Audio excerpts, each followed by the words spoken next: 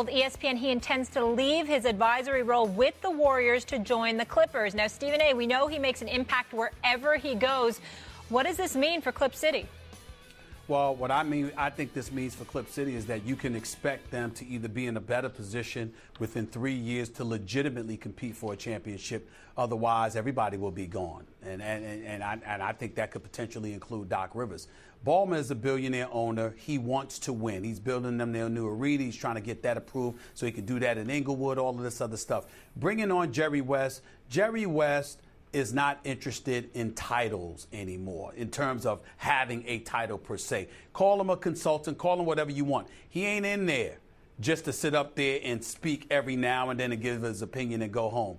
He wants to make a difference. He wants to have an impact. And even though Doc Rivers is the president of basketball operations as well as the head coach, somebody like me believes that Doc Rivers should be the head coach for as long as he wants because I think he's that exceptional. But as the president of basketball operations, considering the roster that he's put forth, some of the dollars that he's doled out to some of those players, there have been question marks, huge question marks, as to whether or not he should remain as president of basketball operations. You got him to consider along with executive VP for basketball operations in Lawrence Frank and others. But in the end, if Jerry West is coming in there, it's because Ballmer wants this man in there. And if he wants Jerry West, that means he wants a difference maker, which means that Jerry West is going to have far more power, far more influence than one would surmise. That doesn't mean that Doc Rivers is in trouble. It does mean, however, that Ballmer will rely on somebody as somebody else and not just Doc Rivers. And we know that Jerry West knows the game of basketball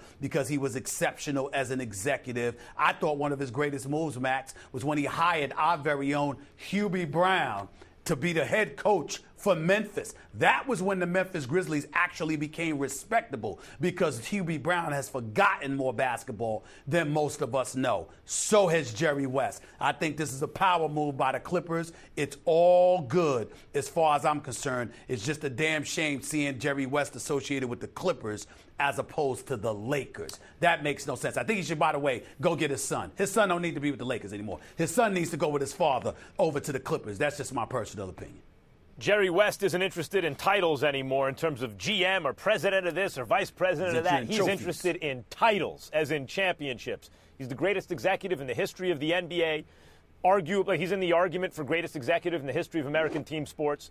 Those who feel like his brand has somehow outstripped his ability, like he gets credit for things that he hasn't really done, that's nonsense. Look at the moves he made as Lakers GM. Look at the success he had as Lakers GM. Don't forget, when he took over as Lakers GM, the Lakers were a distant second to the Celtics in terms of the history of the NBA. And by the time he was done with his tenure with the Lakers, the Lakers had overtaken the Celtics. I know there's still one championship behind, but in the modern era, it's 10-4. It's not close. Lakers are the premier franchise in basketball branding because of Jerry West largely. He went to Memphis, they became a playoff team. He went to Golden State, they now own the title. That ain't just luck, folks. He's going to the Clippers. Look out. Watch what happens with the Clippers. They will certainly get better, but they may get all the way better if Jerry West really has latitude. He really has room to maneuver, and he's empowered to maneuver.